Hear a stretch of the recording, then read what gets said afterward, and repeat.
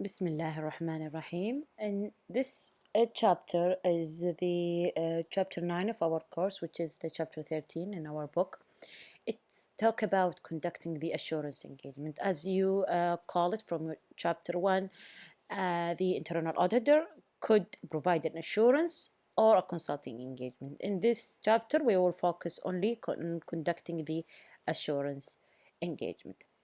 So let's get started.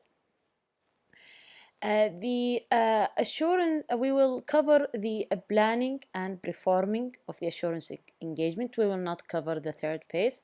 So also, if you call it from chapter 1, the internal auditors go through 3 phases when he conduct an engagement. The first phase is the planning, and the second phase is the performing, and the last phase is communication, the assurance engagement outcomes, and performing a follow-up procedures. However, our focus is or will cover only the planning and performing steps, but we will not talk about communication in this chapter. The planning steps, it's very important part. Why? Because the planning, it will provide confidence for the internal auditors that his engagement or her engagement will be comprehensive, that the engagement is aligned with the organization objectives, and also it supports the internal audit function charter. If you plan well, you usually will do better than the one who doesn't plan. So planning always important, and particularly for the internal auditors, for these 3 reasons: to ensure the engagement is a comprehensive, and the engagement is aligned with the organization objective, and lastly, it supports the charter. The performing steps, it consists of executing the test program. It means the performance steps, we take this test program and we start to execute it. The test program usually designed during what? During the planning stage. Here it says that while performing audited tests typically takes more time than planning and engagement, this section is shorter than the planning section as there are relatively few key steps. These steps are simply performed over and over again to test different control assertion. What does that mean? It means now here in the chapter, when we talk about planning, we will talk about a lot about planning, and the steps are more. There are more steps on the planning than the perform. However, in reality, the planning takes the first month of the internal audit for the internal auditor, sometimes first month or the prior months of starting the engagement. However, the performing steps goes for the whole year in each month of the year, and in reality it takes longer. Why we talk less on performance and talk a lot of planning? Because performing is actually it's conducting what we plan here, and also about performing some steps that are over and over performed. So let's get started. We will start first. We will see the steps that planning goes for, and then we will move to performance.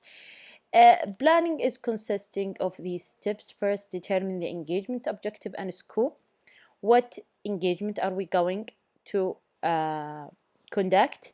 What is the objective of that engagement, and what is the scope? So this is the first questions that the internal auditors need to answer. And then we need to understand the audit team. What's the audit objectives assertion?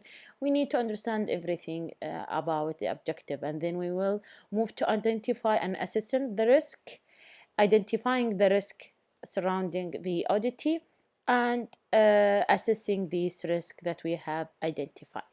And that we went through it on chapter 5, so it will not be something very new about. Identifying key controls, we also covered it in chapter 5. However, we will go through some points in this chapter. Evaluating, and then we will go to evaluating the adequacy of the control design. Also, this was covered in chapter 5. All these 3.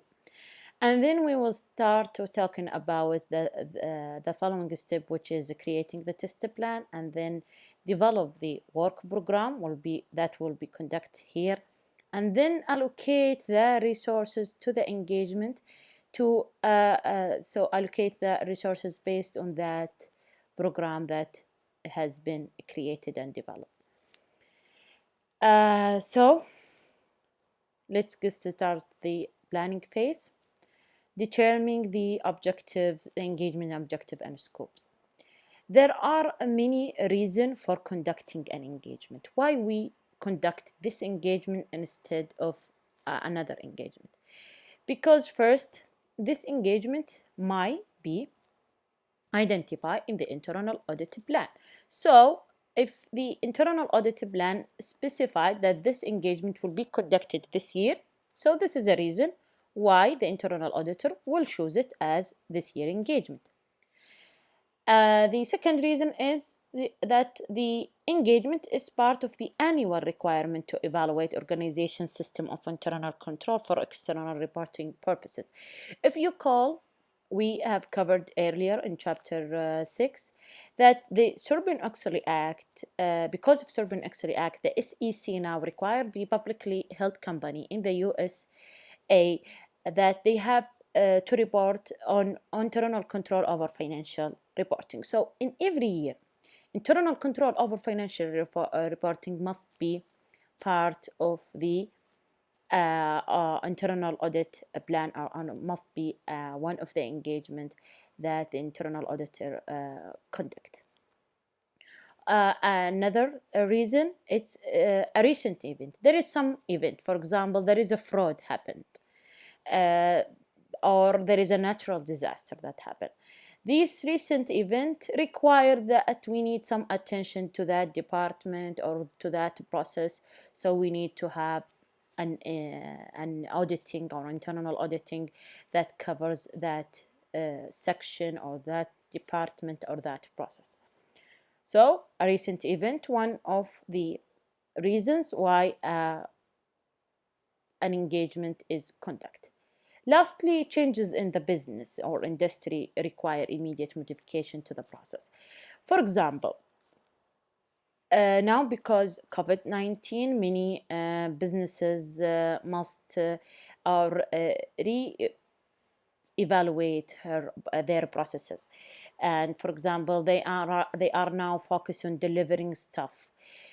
Maybe because of COVID-19, they need an internal auditors who will review with them the process of delivering to make sure that they will deliver the best services or deliver their goods to the customers. So changes in the business or changes in the industry sometimes will be a reason to pick an engagement.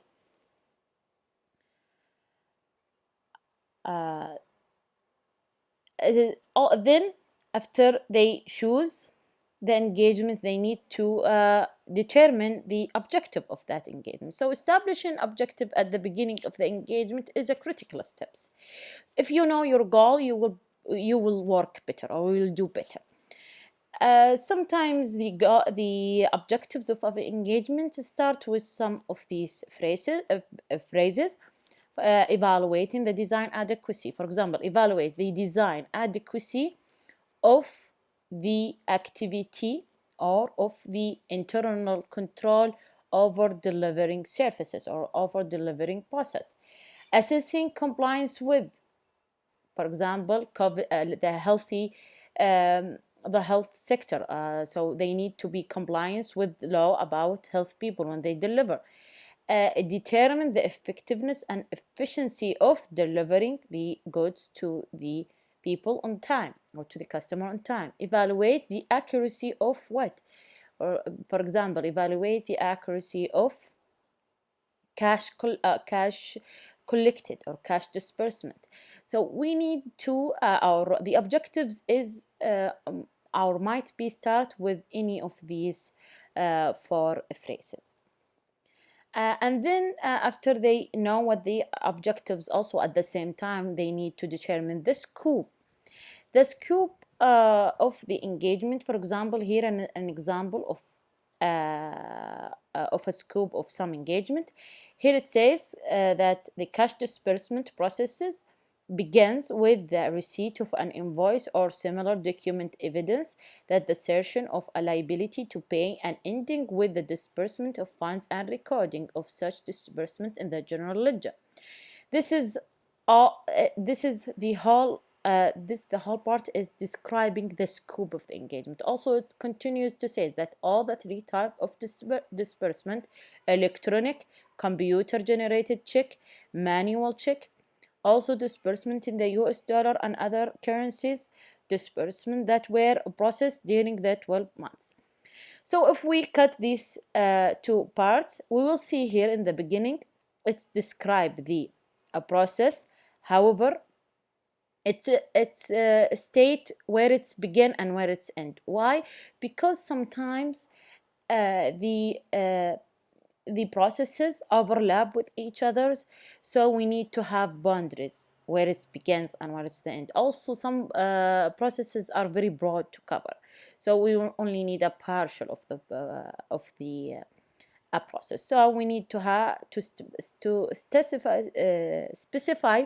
the boundaries of the process. Also, if we have a different location, we need to specify which location. However, in this example, we didn't have a different location. Sub processes, sometimes cash disbursements go in three sub processes. In this example, we haven't says anything about the sub process that we'll cover. That means that we will cover the cash disbursement starting of this and ending in that one. With that means that we will cover all the sub processes from these 2 points. Component. For example, here it says that we will cover all type of disbursement. That means that we will cover all the component, whether it's electronic wire or computer generated or check or a manual check. Time frame, it says here, usually we must specify the time. So the time frame is either like on a specific day or during a specific period of time. And in here in our example, it says 12 months. So also we still on the first step, which is defining the engagement objective and scope. To have better objectives and scope, or to validate our objective and scope, we need to be patient about these two. We need to first need to know the potential outcomes of the test to be performed during the engagement, as well as auditee expectation regarding engagement communication.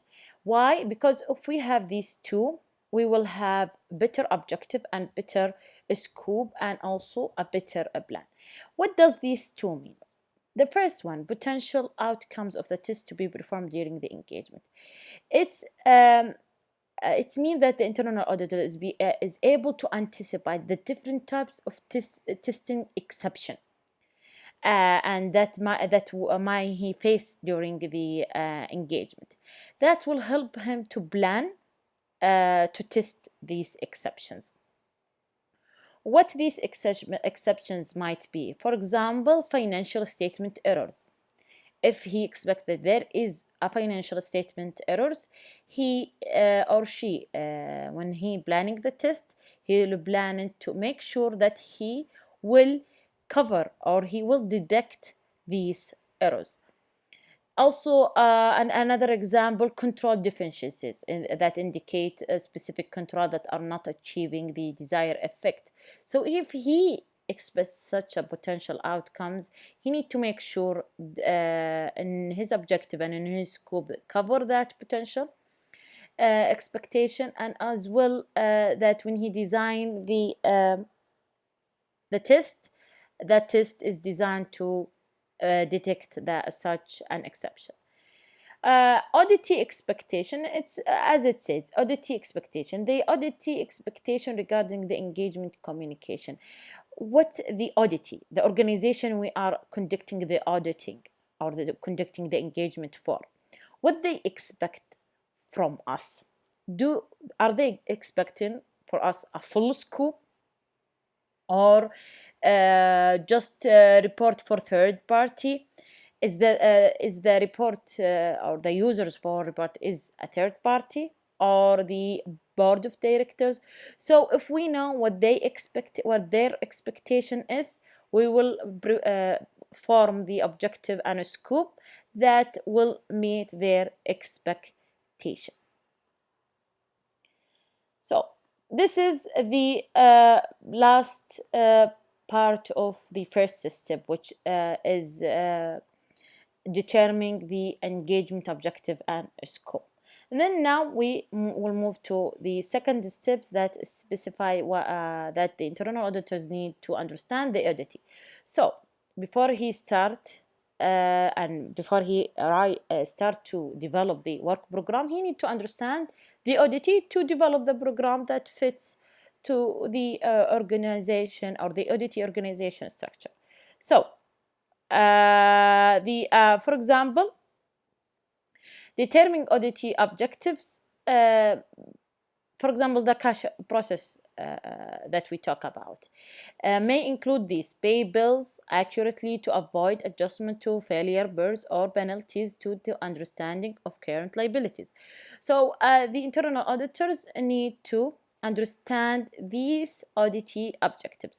If he knows what the audit objectives, he will develop a work plan that fits and that align with these objectives. And if you remember in the beginning, we have said that the planning will ensure that the engagement is aligned with the organization objective. So also because we picked only a process, so it's the engagement align with the process objective.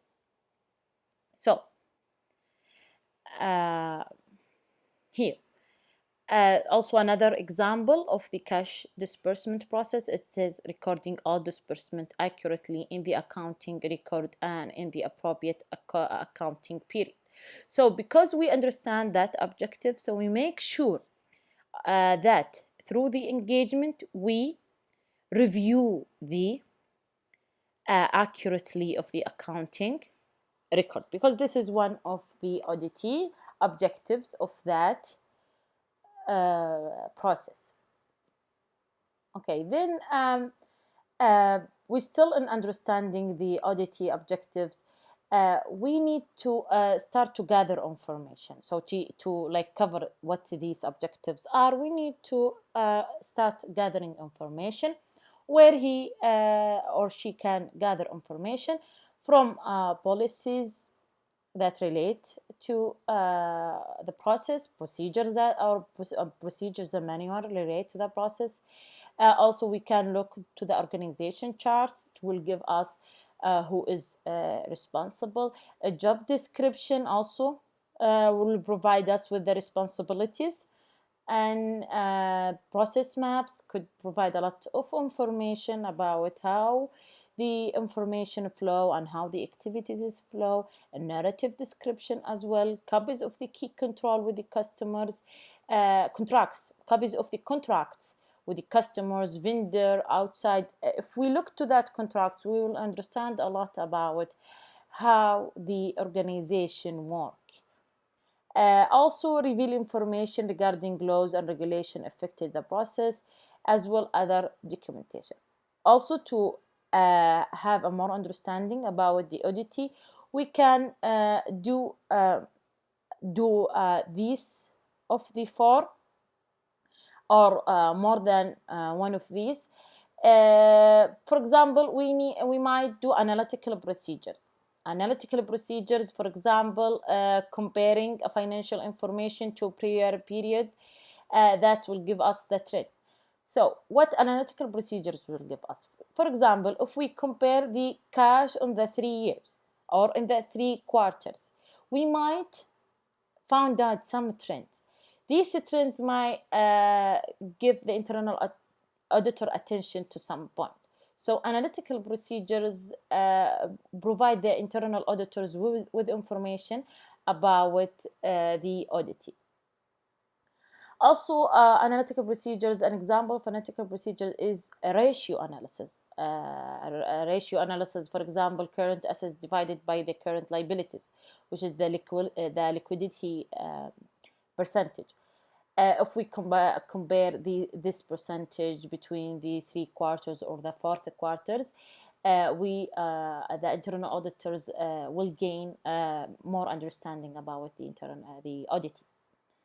Analytical procedure is not all about comparing financial information. We could compare between financial and non-financial information. Also, this will give us understanding about the audit. For example, comparing the budgeted information with the financial statements, as well as comparing, for example, the number of inventories, comparing with the inventory value. We could, for example, compare the customers numbers between the quarters. So it doesn't has to be financial with financial. It could be financial with non-financial. This comparison and this analysis will provide the internal auditors with more understanding about the auditing. Data analysis using computer assisted audit techniques. These analysis could be also a tool that internal auditors could use to gain understanding about the internal the auditing, as well as the entity level controls, as well as documentation, the process of flow. The last one, documentation, the process of flow. To demonstrate that the internal auditor understand how the process actually operates, the key steps in that process must be documented. So the process of flow documentation will give us a facilitation and also a review of the work paper by the internal auditor supervisor and others. So if we establish this, it will be easy to supervise our work. And it's not only will give us an understanding about the auditing, but also will provide us with a tool that our work will be supervised.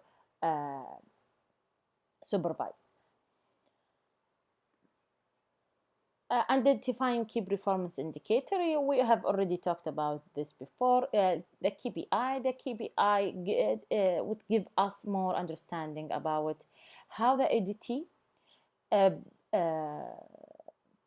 perform or indicate the performance of their employee, what their focuses is.